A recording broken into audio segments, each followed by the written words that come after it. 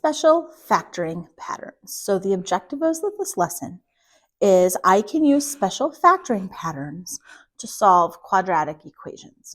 This textbook teaches two special factoring patterns. I'm going to show you what I feel is like the number one most important factoring pattern, and the other one really isn't as necessary to memorize, so we're not going to put a lot of weight in that one. Okay, so this first special factoring pattern is called the difference of squares. Here it is called the difference of squares. Okay, and we use this factoring pattern often. And if you can identify a difference of squares, it makes life so much easier when it comes to factoring. Okay, so first let's break down difference of squares. A difference is a subtraction. So I'm going to be subtracting squares. Well, what's a square? Like x squared. Okay, so I'm going to be subtracting squares. Our square numbers. What we call our square numbers are, for example, 1 to the second, which is 1. So 1 is a square number. 4 is a square number because it comes from 2 to the second. 9 is a square number. 16, 25, 36. Because they come from 2 times 2, 3 times 3, 4 times 4, 5 times 5, 6 times 6. Okay, so we can list out the other square numbers. 7 times 7, 49, 8 times 8, 64, 9 times 9, 81, 10 times 1, 100, dot, dot, dot. I can keep going. Those are what we call square numbers. So if I have the difference of any two of these, so a lot of times it's called the difference of two squares because we're only subtracting 2 squared, we can use this factoring pattern. And really, it jumps back to chapter 15 when we learned the pattern for the sum and difference pattern. If I take a plus b times a minus b right here, I end up getting a to the second minus b to the second. In today's lesson, we're going to be going from this to this one instead. Okay, and it all stems from the fact that that middle term goes away. Okay, so that middle term adds itself. So here, if I distribute this guy out, if we look at this guy right here and we distribute a times a to the second, a times negative b, negative ab, b times a, positive ab, b times negative b, negative b to the second. So these middle terms are opposites. They add to 0. So I'm left with a to the second plus a negative b to the second, which we would write as a to the second minus b to the second. We're going to be using this pattern to go from this to here. Meaning, if I can identify that, first of all, my polynomial has to only have 2 terms. This only works, so to use difference of squares, first it has to only have 2 terms, which again, we call that binomial. It needs to be a binomial, and both terms are squares. Okay, so they are the square of something. Okay, both terms are squares, then we can use this pattern. Okay, so we're going to go ahead and we're going to look at this polynomial. We're going to consider this polynomial, and we're going to do this one 2 ways. Okay, so first I identify, first of all, it has 2 terms. 1 term, 2 terms. Are those terms squares? Well, I have 4. Well, I can easily identify this as x squared. So my x is squared. What about my 4? Well, my 4 is the square of 2. Here, this 4 is the square of 2. That x squared is the square of x. So if I take this 2x and square it, take it times itself, 2x times 2x, that gets me to 4x to the second. Okay, what about my 64? Well, that's the square of 8. 8 times 8 is 64, so this is the square of 8. Sorry, 8, because this is 8 times 8. So since both of these are squares, I can factor it. And it's going to factor like this. This a is what I square to get 4x to the second. So this a is this guy right here, and the b is this guy right here. So it's going to factor into 2x plus 8, 2x minus 8. Now, always a good idea to multiply this guy out. So I'm going to go ahead and check this in red off to the side. 2x times 2x is 4x to the second. 2x times a negative 8 is negative 16x. 8 times 2x is plus 16x. And 8 times negative 8 is negative 64. Middle terms add to 0. I'm left with 4x to the second minus 64. Yay, it worked. 4x to the second minus 64. Now, might be like, yeah, I'm done. Okay, but I'm not really done. This leads us to the idea, what does it mean to factor completely? Okay, what does it mean to factor completely? That means that every factor cannot be factored any farther. Each individual factor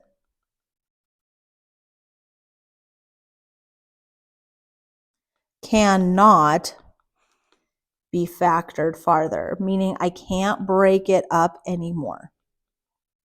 Okay, so for example, if we deal with just a number for 16, okay, 16, if I can write 16 as factors, 2 times 8. My two factors are a 2 and an 8. Can they be factored any farther? Well, 2, the only thing that multiplies to give me 2 is 1 and 2, so that one's done. Okay, but 8 is not. I can write 8 as 2 times 4. Okay, so I still have this 2 here. I can write 8 as 2 times 4. Again, 2 can't be factored any farther, but 4 can. I can write 4 as 2 times 2. So the completely factored form is 2 times 2 times 2 times 2, because these cannot be written as any other factors, meaning I can't, like, what multiplies me to? 1 and 2. That's it. That's as far as it can go. So we want to factor these completely. Well, in looking at these, I can tell they're not factored completely, because this factor, this 2x plus 8, they're both even. 2 is a factor of both of them. So out of this first guy, I can factor out a 2. Remember our greatest common factor factoring that we've done the last 2 sections? I can factor a 2 out. So 2 times x gets me this first 2 over 2x, and then 2 times a positive 4. So if I distribute this guy back in, I would get 2x plus 8. But I can do the same thing with this guy. I can factor a 2 out, and same thing, x, minus 4. So then now when we multiply, again, these are all multiplies. 2 times 2 times 2 times 2. I can multiply the 2 and the 2 and just write a 4 out front. X plus 4, x minus 4. Now, is it factored completely? 4 is just my number out front. X plus 4, x minus 4. Yeah, there's nothing else I can take out of those x plus minus 4. Okay. All right, so that's one way of doing this problem. We're going to go ahead and we're going to do this another way. All right, I use purple, green. I use kind of all my colors. Okay, we'll go over here and we'll do it in orange. Okay, so we're going to go ahead. Oh, why don't we use black? We're going to do this one a different way. Instead of jumping straight into the difference of squares, okay, we are going to notice that I can factor something out first. And in our last sections when we were factoring, that's really the first thing we always look for. So here, this is from section 7.3 notes. First step in factoring, factor out common factors. I talk about it here. Look for common factors. We talked about it in 7.2 notes. You always want to look for you always want to factor out common factors first. Factoring, greatest common factor. It's the first step in factoring. We want to look for common factors. Well, here, for this problem, if you notice, this term and this term both have a factor of 4. 64 divides by 4 quite nicely. 64 divided by 4, if you don't know, is 16. So I can very easily factor out a 4. So we're going to factor out that greatest common factor first. So I'm going to take a 4 out. And then I ask myself, 4 times what gets me 4x to the second? Well, oh, sorry. I don't know why that scrolled. X to the second minus 4 times what is going to give me negative 64? Well, that would be minus 16. So now I have my 4 out front and my x squared minus 16. Now let's apply the difference of squares pattern, because again, my end goal is to factor completely, which means that each factored term cannot factor farther. This factors farther. This is the square of x, because x times x is x squared. This is the square of 4. 4 times 4 is x squared.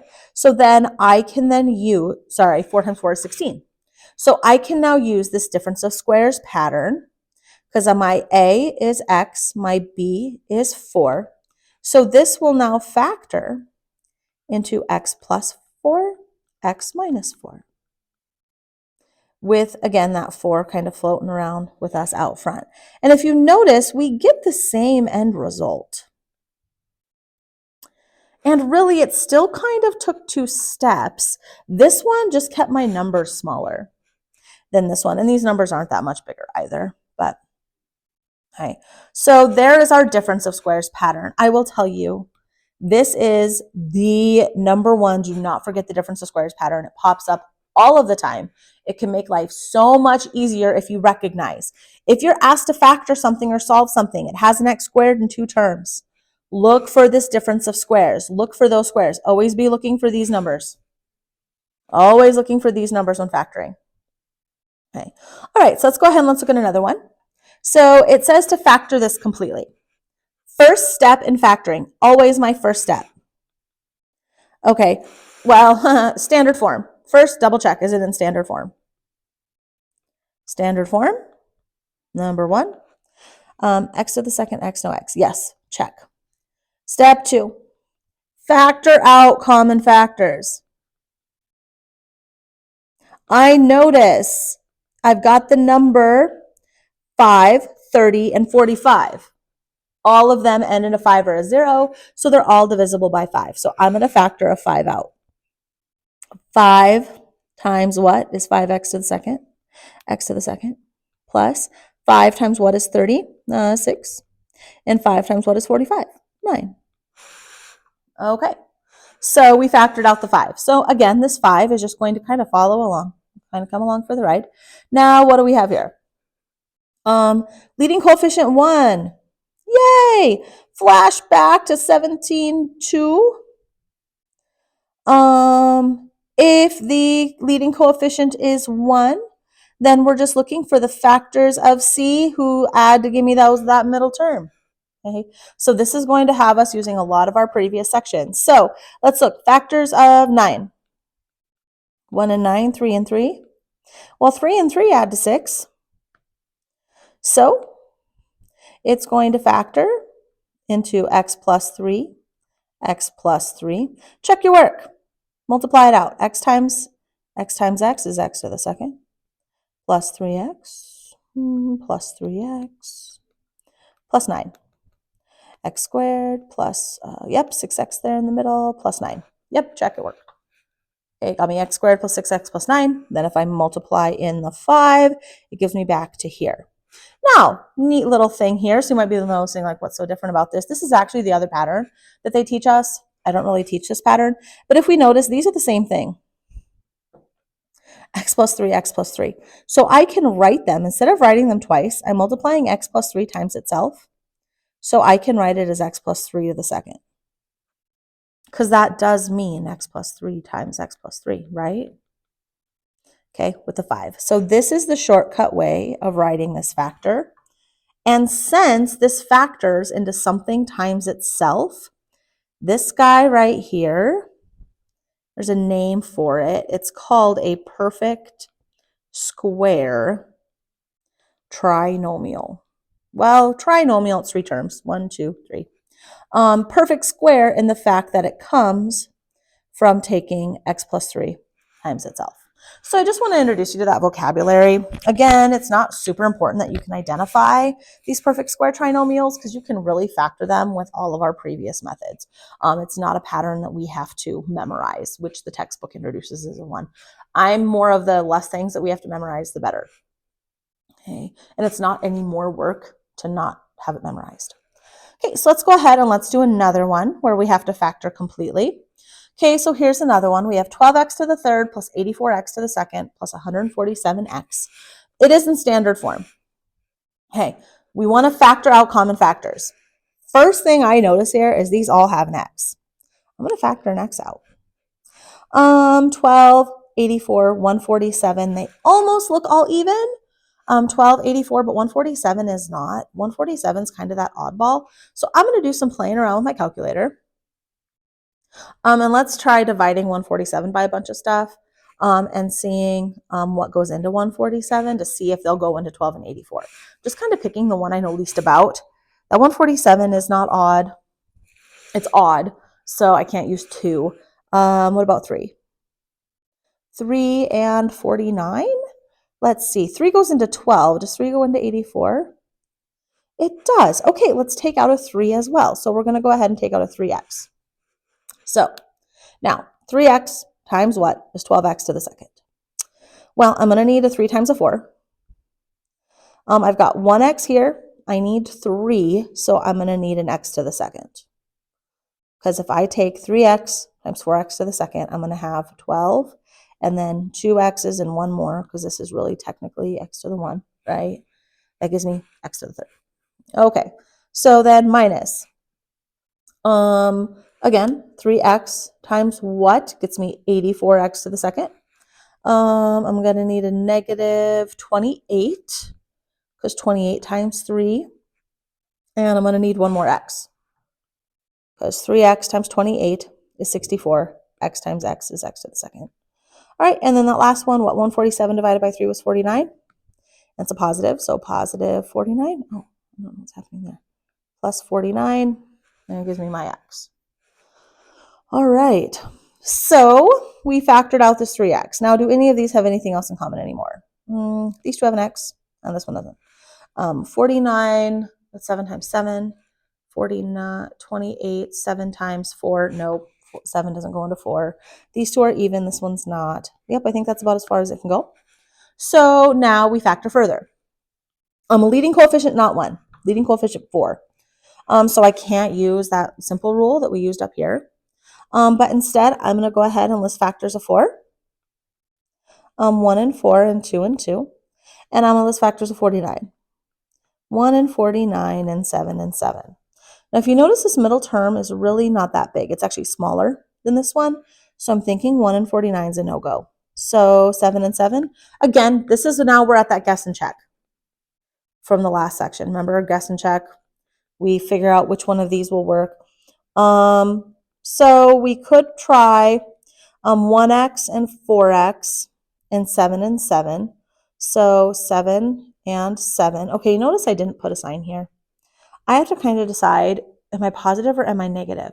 I'm positive 49, but I need to get a negative 28. Okay, so the only way I can multiply and get a positive, but then see, this comes from like adding to get a negative, is if they're both negative. They're both going to have to be negative. So now we check it. So x times 4x, 4x to the second, x times negative 7, negative 7x. Negative 28x, 7 times 4, plus 49, 4x to the second, minus 35x plus 49. Nope, didn't work. Okay, so that one didn't work.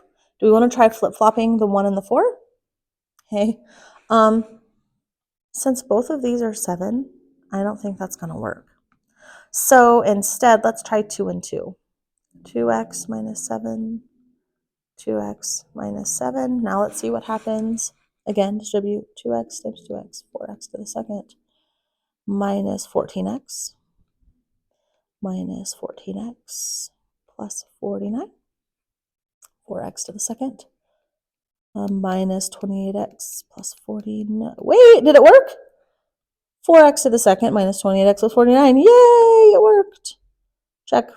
It worked. So what does that mean? Okay, so this is how it factors. So we have 2x minus 7. Hey, they're both the same. So this is a perfect square trinomial as well. 2x minus 7, 2x minus 7. So 2x minus 7 to the second. Do not forget him with the 3x out front. So there is my factored form. Basically, if I multiply this guy out, I will get back to here. Okay. All right. Last problem. Task 4. Here we have the volume of the fish tank pictured is 9 cubic feet. What are its dimensions? So to find the volume, this is a cube. Rectangular prism. So I need to define the volume, big B times H, where again, big B is the area of the base. Okay, this base right here is a rectangle, 4 by x. So the area of that would be 4 times x, times the height of the prism. How tall is that prism? It's x feet, so times another x. Okay, so we have 4 times x, so 4 times x to the second is the volume. But they tell me the volume is 9 cubic feet, so this has to equal 9. Okay, what are its dimensions? Basically, I need to figure out what is x. I know one dimension's 4, okay, because this has 3 dimensions. It's got the length, it's got the width, it's got the height. I need the width and the height. So I have 4x to the second equals 9. So now this becomes a solve it. Solve it. Figure out what x is. Since x is squared, I have to get it to standard form equals to 0. So I'm going to subtract 9 from both sides. So I have 4x to the second minus 9 equals 0. This has an x squared. It is what we call, again, quadratic. To solve, I need to factor. It's got 2 terms, which leads me to this difference of squares. If it's got 2 terms, there's a good chance it's this. So let's look to see, are either of these squares? Sorry for the scroll. Are either of these squares? Well, yep. 4 is the square of 2x. What about 9? 9 is the square of 3. Is it a subtraction? Yes, indeedy, it's a difference. So I can use the difference of squares pattern. So it's going to factor into 2x plus 3, 2x minus 3. I have no idea why I'm using red here. Let's check it. Oh, I don't. Okay, to check it, multiply it out. 2x times 2x, 4x to the second. 2x times negative 3 minus 6x. 2x times 3 plus 6x. And 3 times negative 3 minus 9. Middle terms add to 0, 4x minus 9. Yep, it worked. Okay, but this equals 0. Do not forget your equals 0. So now what do I do in this case? That's where that 0 product property comes in. That 0 product property. So now I set each of these factors equal to 0. 2x plus 3 equals 0, or 2x minus 3 equals 0. Let's solve them both. Subtract 3 from both sides. 2x equals negative 3. Divide both sides by 2. X equals negative 3 halves, which is negative 1.5 if we're dealing in units, and this is in feet. Okay, other one, add 3 to both sides. 2x equals 3. Divide both sides by 2. X equals positive 3 halves, which is positive 1.5 feet. This answer does not make sense in the context.